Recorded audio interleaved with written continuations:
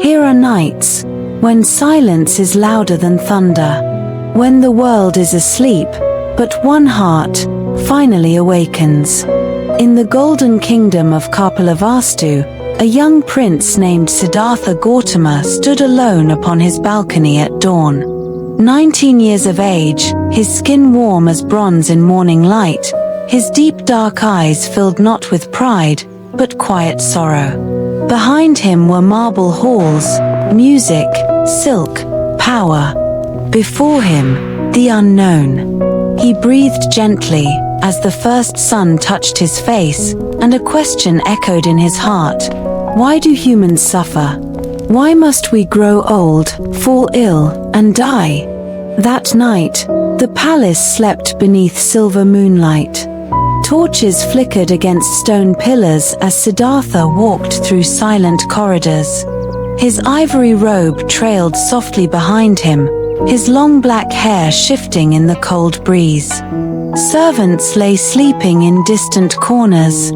No one knew that their prince was already walking away from everything. In the garden, he stopped by a still lotus pond. The water reflected his face, serene, but restless. Lotus petals floated among quiet ripples, like thoughts he could no longer silence. The world around him was beautiful, yet his heart whispered, "Beauty fades, all things fade." Later, in the silent stables, his loyal horse Kanthaka stood waiting. Siddhartha's hand rested upon the horse's neck, gentle yet firm. In its eyes, there was loyalty and sorrow. He whispered no words. He didn't need to, for he had seen what no wealth could hide. Outside the palace walls, he saw an old man, skin wrinkled, bones trembling, breath shallow. He saw sickness, suffering, decay. And that night, the illusion shattered. Back in his chamber, he sat before a bronze mirror.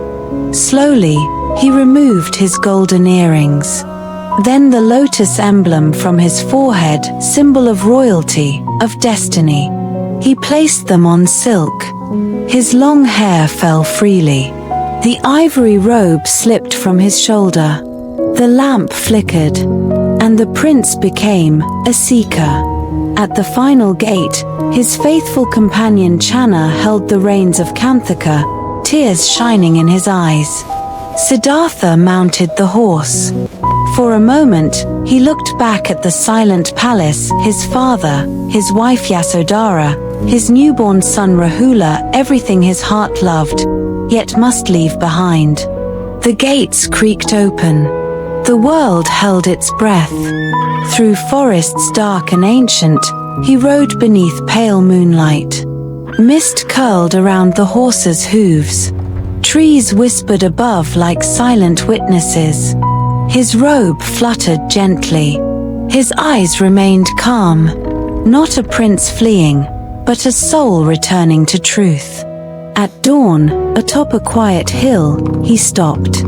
Below lay Kapilavastu, fading in the morning light. He dismounted, stood at the edge, wind lifting his hair. No crown sat upon his head, no sword at his side, only silence and purpose. In that moment, he was no longer bound by walls, nor by blood, nor by fear. He whispered not to the world, but to himself, if suffering exists, there must be a way beyond it. And so begins the path, not of war, not of conquest, but of courage greater than kings, the courage to face pain, impermanence, and the truth within. This is not the story of a prince who lost everything. It is the story of a man who gave up everything so that the world might one day find peace.